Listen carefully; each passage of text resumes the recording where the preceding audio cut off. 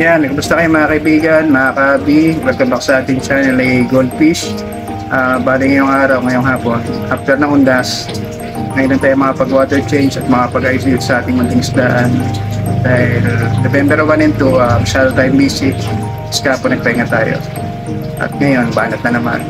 Kabi, samahan niyo po ako ang makita niyo naman ang ating mga bagong isda dito sa ating munting isdaan.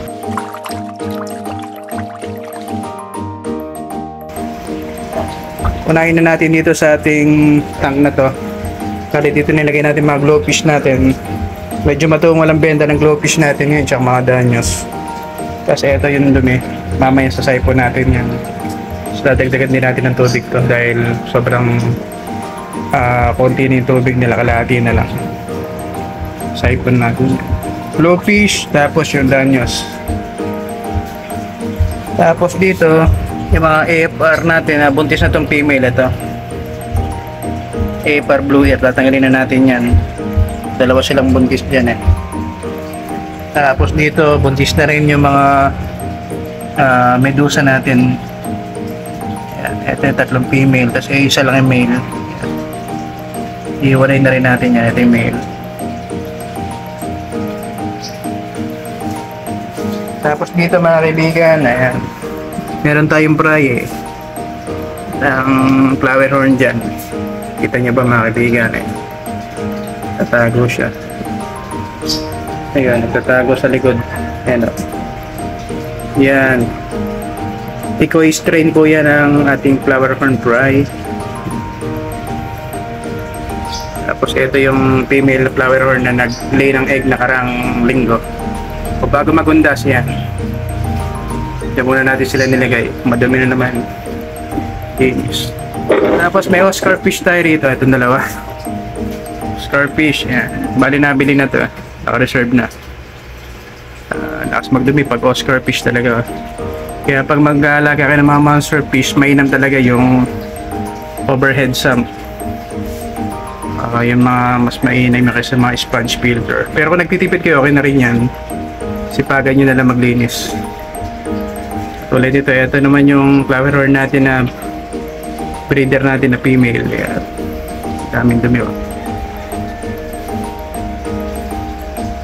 Dito, flower horn ulit. Ito yung mga napalaki na natin. Tatlo na yan. So, yun yung isa. Tatago.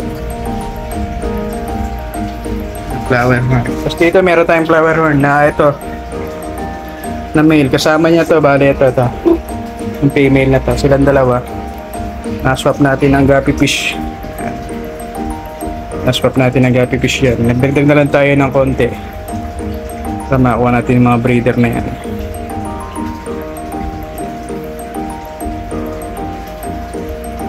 Ito yung ating mga cardinal tetra yan. Dami ng halaman, buhay na buhay. Bari dyan na lang sila mag-breed niyan. Tapos eto, green water na, hindi pa natin nalilinis. May mga full gold guppies dyan na female. Kasi mga fry nya.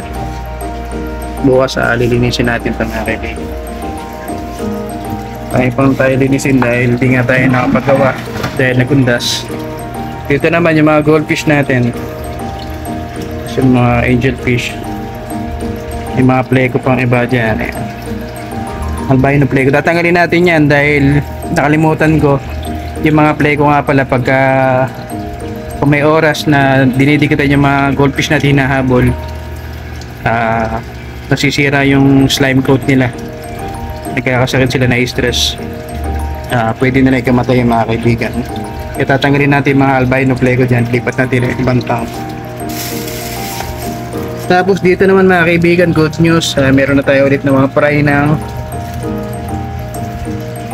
yan, ano pa nga pala to? Mga blue ear natin, AFR blue ear natin. Yan, may mga ilang piraso na tayong fry dyan. Nakahiwalay sa baba. Tapos dito, tinanggal natin yung tubig. Nilagyan ko lang ng feeders dyan. Papakain ko kasi ito kay Gardo sa likod. Tapos after nyan, tapo na yan mga tubig. Bagong palit. Ito si Wesley, oh. Si Wesley. Flower horn natin si Wesley. Pero bale ito, hindi na pina-out po natin to. Breeder po natin to. Sabi natin breeder.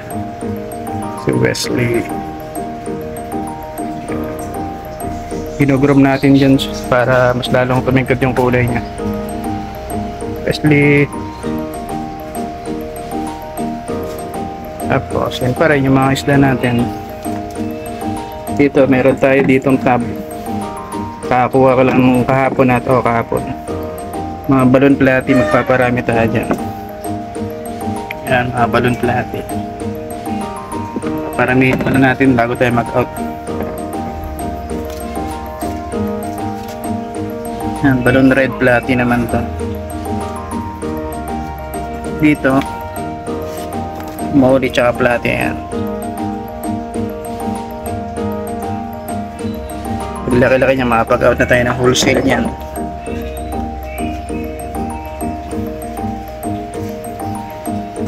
Yan yung mga full gold. Ito isang female na flower horn. Mga aquatic plants. Ito flower horn na naman. Sa bukol.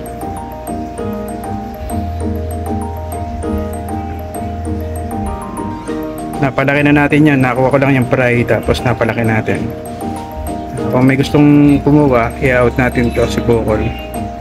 Pwede naman. Tapos meron tayo isa ritong Thai import.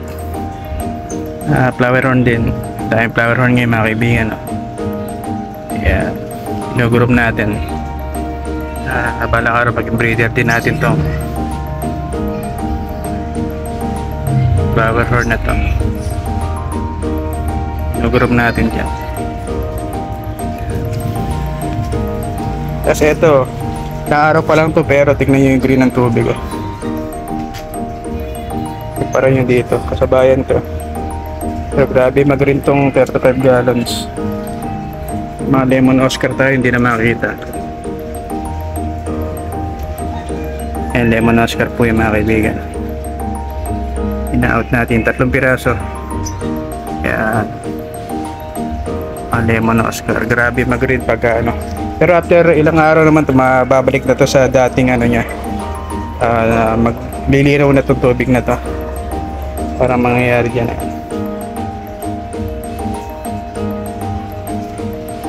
Dito yung mga molly fish natin. Mga molly fish, ito. Dinagdagan ko ng tubig dahil sa siphoning ko itong ilalim na to. Ayan. Tinanggal ko yung mga gapi grass, pinag-out ko, pinagpipenta ko. Awa naman ang Diyos na ubos. Ito yung cost natin. Dagdagan natin ng tubig yung mga molly fish. Tapos katulad dito, ayan, Dumbo ear. Pakita mga Dumbo ear masig.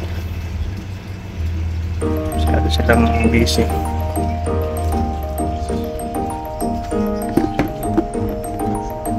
Mga full gold guppies, yan, napakadami pa rin.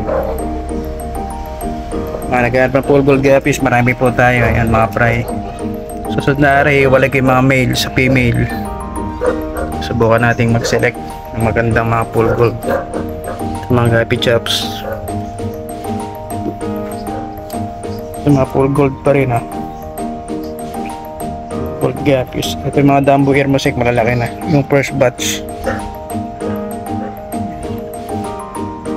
First batch. Kaibigan, no. Tapos dito, kaya naman ang setup natin dito sa outdoor. Yan, no. Para masa wild.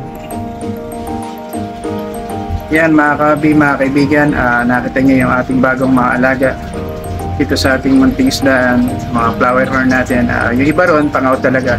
Tapos yung iba ron, gawin natin breeder o breeder na natin. Paramihin natin sila yung magagandang genes.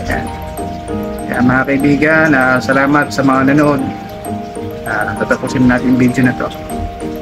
Sa susunod po, maraming salamat mga kaibigan. Bye-bye.